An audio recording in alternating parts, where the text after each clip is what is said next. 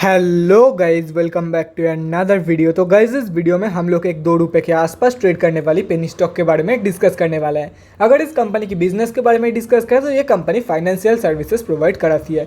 इस कंपनी की अगर लास्ट 52 वीक की मैक्सिमम रिटर्न कैलकुलेट किया जाए तो वो अप्रॉक्सीमेटली 415% के आसपास की निकल के आ रही है। कंपनी प्रॉफिटेबल होने के साथ साथ टोटली डेट फ्री भी है। तो गाइज इस वीडियो में हम लोग बेसिकली 3 पॉइंट कवर करेंगे।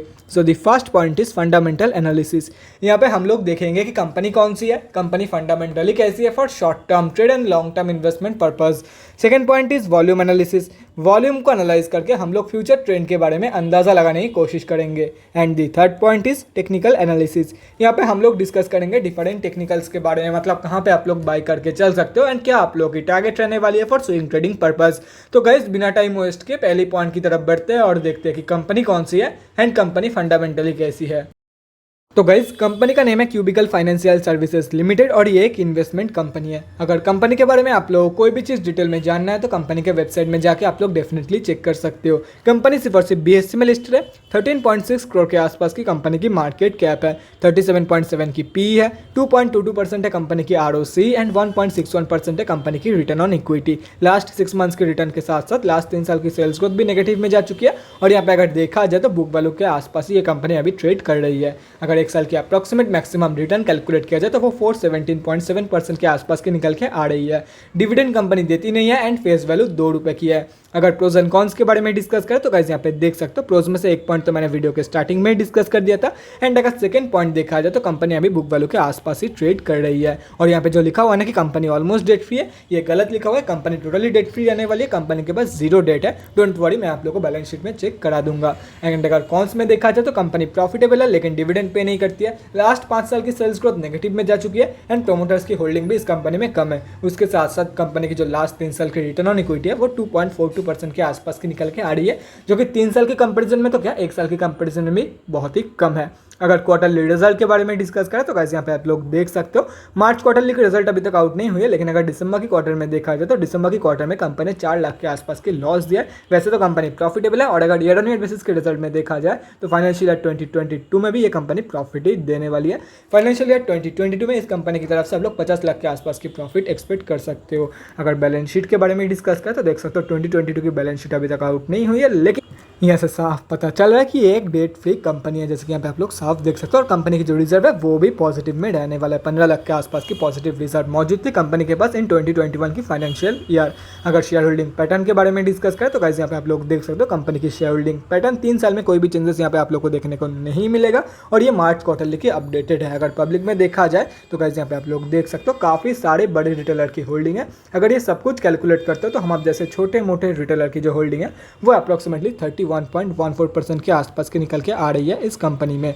अभी कंक्लूजन पे आते हैं कि कंपनी एक्चुअली कैसी है for short term trade and long term investment purpose. तो पहले शॉर्ट टर्म के बारे में डिस्कस कर देता हूं। देखो गाइस, शॉर्ट टर्म के लिए मैं आप लोगों को यही बोलूंगा, शॉर्ट टर्म के लिए मत जाओ। शॉर्ट टर्म में अगर जाना चाहते हो तो खुद के रिस्क पे जा सकते हो, लेकिन लॉन्ग टर्म के लिए बहुत ही बढ़िया कंपनी रहने वाली है। और लॉन्ग टर्म मतलब 1 से 2 साल के लिए मैक्सिमम, बाकी अगर 5 से 10 साल के लिए या तो फिर लाइफ टाइम के लिए होल्ड करके रखना चाहते हो तो अगर कंपनी के ऊपर भरोसा है तो ही जाना, otherwise simply avoid this company, क्योंकि 10 साल या तो फिर उससे भी ज़्यादा की गारंटी कोई नहीं दे सकता। ये भी पता नहीं कि ये कंपनी एग्जिस्ट भी करेगी या नहीं 10 साल बाद। ये बिजनेस है, कुछ भी हो सकता है, इसलिए बोल रहा हूँ। अगर उतना लाइफ टाइम के लिए इन्वेस्ट करना है, 5 साल 10 साल के लिए इन्वेस्ट करना है तो अगर कंपनी के ऊपर भरोसा है तो जा सकते हो, otherwise simply avoid this company. देखो 5 से 10 साल के लिए मैं हमेशा हर एक वीडियो में यही बोलता हूँ, अगर 5 से 10 साल या तो फिर उससे भी ज़्यादा टाइम पीरियड के लिए अगर आप लोग को इन्वेस्ट करना है तो जिस कंपनी के ऊपर भरोसा है उस कंपनी में इन्वेस्ट करो। यहाँ पे देखो फंडामेंटल्स देख के आप लोग 1 से 2 साल के लिए इन्वेस्ट तो कर सकते हो, लेकिन फंडामेंटल्स देख के 5 से 10 साल या तो फिर लाइफ टाइम के लिए आप लोग इन्वेस्ट नहीं कर सकते हो। उसके लिए आप लोग को भरोसा होना चाहिए कंपनी के प्रोडक्ट्स के ऊपर। जो प्रोडक्ट में आप लोग खुद भरोसा करते हो उसमें इन्वेस्ट करना चाहिए। तो गाइज ये तो हो गया हमारा फर्स्ट पॉइंट। अब हम लोग बढ़ते हैं हमारे सेकंड पॉइंट की तरफ और देखते हैं कि आज इस कंपनी में क्या हुआ। तो गाइज सिर्फ और सिर्फ BSE में लिस्टेड कंपनी है, तो हम लोग आ चुके हैं BSE के वेबसाइट पे और ये कंपनी जो है वो BSE के ग्रुप X में लिस्टेड है, मतलब इस कंपनी में इंट्राडे ट्रेड लेना अलाउड है। अभी अगर आज के डिलीवरी परसेंटेज के बारे में डिस्कस करें तो वो अप्रॉक्सीमेटली 85.84% के आसपास के निकल के आ रही है, मतलब वॉल्यूम की जो स्ट्रेंथ है वो काफ़ी सही है। एंड आज के दिन मेजॉरिटी ऑफ द ट्रेड जो है वो डिलीवरी में ही लिया गया है कंपेयर टू इंट्राडे ट्रेड। अभी हम लोग को यही देखना है कि जो 41,386 के आसपास की ओवरऑल ट्रेडेड क्वांटिटी निकल के आ रही है कंपनी में, क्या ये कंपनी की एवरेज वॉल्यूम है, एवरेज से ज़्यादा ज़्यादा है या एवरेज से कम, और वो हम लोग को पता चलेगा BSE के डेली चार्ट पे। तो गाइस बिना टाइम वेस्ट के BSE के डेली चार्ट की तरफ बढ़ते हैं और देखते हैं कि वॉल्यूम का क्या सीन है, एंड उसके साथ साथ हम लोग स्विंग ट्रेडिंग लेवल्स के बारे में भी डिस्कशन करेंगे। तो गाइज यहाँ पे हम लोग आ चुके हैं BSE के डेली चार्ट पे। आज ये कंपनी 5.02% डाउन थी, ₹2.08 के आसपास कंपनी ट्रेड कर रही है। और अगर आज के वॉल्यूम के बारे में डिस्कस करें तो गाइज यहाँ पे देख सकते हो एवरेज से काफ़ी कम निकल के आई है। और सिर्फ इसी कंपनी में नहीं, ओवरऑल अगर मार्केट का वॉल्यूम देखा जाए तो पिछले 5-6 दिनों से बहुत ही कम निकल के आ रही है। मार्केट अभी बहुत ही हाई रिस्क जोन में है। अभी आप लोगों को क्या करना है उसके बारे में यहाँ पे डिस्कस करते हैं। तो देखो गाइस यहाँ पे आप लोगों को साफ दिख रहा है कि ये जो कंपनी है ये दो लेवल्स के बीच में कंसोलिडेट कर रही है, ना ही रेजिस्टेंस के आसपास कंसोलिडेट कर रही है, ना ही सपोर्ट के आसपास, दोनों के बीच में आके कंसोलिडेट कर रही है। तो बोल सकते हो यहाँ पे एक रेक्टेंगल पैटर्न का फॉर्मेशन हो रहा है। तो wait for the breakout of this level. अगर नीचे की तरफ ब्रेकआउट हो रही है तो बाउंस बैक कंफर्मेशन के बाद आप लोग बाई करके चल सकते हो, लेकिन विदाउट कंफर्मेशन आप लोग को एंट्री नहीं लेनी है। बाउंस बैक की कंफर्मेशन जब आप लोग को मिलेगी उसके बाद ही एंट्री लेनी है for the first target of 2.42 rupees, second target होगा 3.04 रुपीज़ का, ठीक है। और अगर ऊपर की तरफ ब्रेकआउट हो जाता है तो wait for the closing over 2.42 के लेवल। अगर इसके ऊपर क्लोजिंग हो जाता है तो इसके ऊपर क्लोजिंग होने के बाद आप लोग का जो फर्स्ट टारगेट होगा ये रहा 3.04 एंड 3.58, एंड सिर्फ 2.42 के ऊपर ट्रेड कर रही है, इसका मतलब मैंने बाई कर लिया, ऐसा बिल्कुल भी मत करना। प्रॉपरली डेली कैंडल पे क्लोजिंग होना चाहिए एंड वॉल्यूम भी बहुत ही ज़बरदस्त होना चाहिए। एंड वॉल्यूम की जो स्ट्रेंथ है वो एटलीस्ट 60% नहीं, एटलीस्ट 50% तो होना ही चाहिए। अगर ज़्यादा सेफ खेलना चाहते हो तो डिसाइसिव कैंडल के लिए भी आप लोग वेट करके चल सकते हो। बाकी सभी के सभी इंपॉर्टेंट लेवल्स मैं यहाँ पे आप लोग को दिखा देता हूँ।